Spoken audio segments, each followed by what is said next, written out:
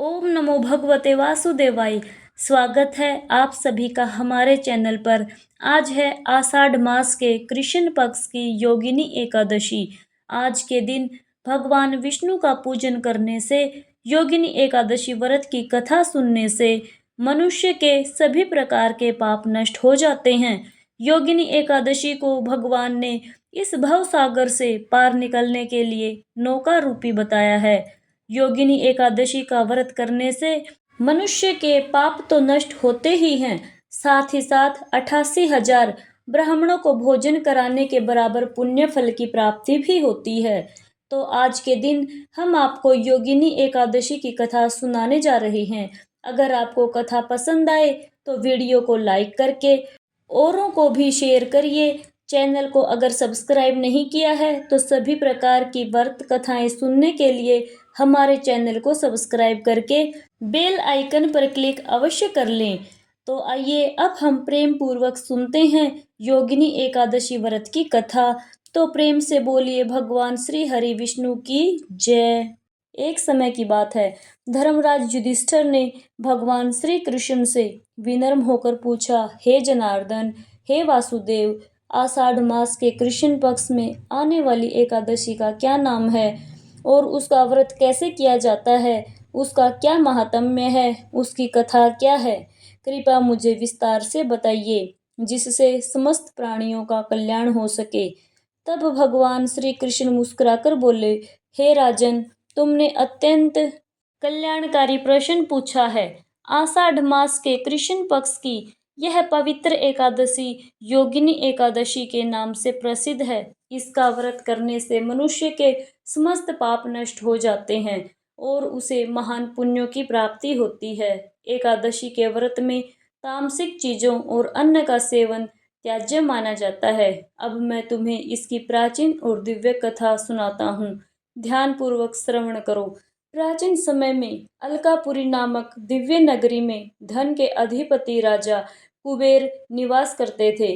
वे भगवान शिव के परम भक्त थे और प्रतिदिन भगवान शिव की पूजा के लिए मानसरोवर से सुगंधित फूल मंगवाते थे। उन फूलों को लाने का कार्य उनका विश्वसनीय, जो विश्वास के पात्र होता है, वो सेवक हेममाली किया करता था। हेममाली निष्ठा पूर्वक अपने स्वामी की सेवा किया करता और कुबेर भी उससे अत्यंत प्रसन्न रहते थे। अब यहाँ तक तो सब ठीक ठाक था, लेकिन इस यक्ष हेममाली की एक कमजोरी भी थी और वह थी उसकी सुंदर पत्नी विशालाक्षी। हेममाली अपनी पत्नी के प्रति इतना आसक्त था कि एक दिन ऐसा हुआ जो नहीं होना चाहिए था। एक दिन वह प्रातः मानसरोवर से पुष्प लेकर आया, लेकिन सीधा उसके स्वामी कुबेर के पास जाने के बजाय वह अपनी पत्नी के पास पहुंच गया। और बस फिर क्या था, पत्नी के साथ बातचीत करते हुए उसे समय का ध्यान ही नहीं रहा। और इस तरफ राजा कुबेर अपनी पूजा के लिए पुष्पों की प्रतीक्षा करते रहे। प्रतीक्षा करते हुए 6 घंटे का समय बीत गया। बिना पुष्प के पूजा न होने के कारण क्रोधित कुबेर ने उसी क्षण एक सिपाही को हेममाली के पास भेजा।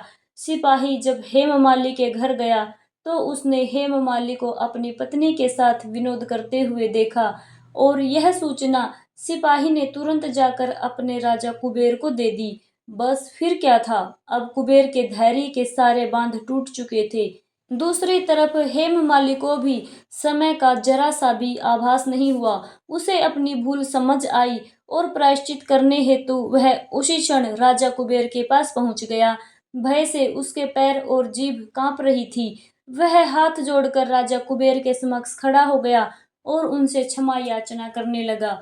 लेकिन कुबेर के क्रोध की ज्वाला अत्यंत भयावह थी। उन्होंने अत्यंत रोष प्रकट करते हुए हेममाली से कहा, हे मूर्ख, आध्यात्मिक सिद्धांतों को नष्ट करने वाले महापापी, अपनी पत्नी के प्रति तुम्हारी अत्यधिक आसक्ति के कारण आज तुमने मेरे आराध्य देव शिवजी के प्रति अपराध किया है। इसलिए मैं तुम्हें श्राप देता हूँ कि इसी क्षण तुम्हारा पतन हो जाए, तुम्हारा संपूर्ण शरीर कोढ़ की बीमारी से ग्रस्त हो जाए, तुम पृथ्वी पर इस यातना की सजा भुगतो और अपनी पत्नी से सदा सर्वदा के लिए दूर हो जाओ। अब देखिए कुबेर का श्राप मिथ्या कैसे हो सकता है।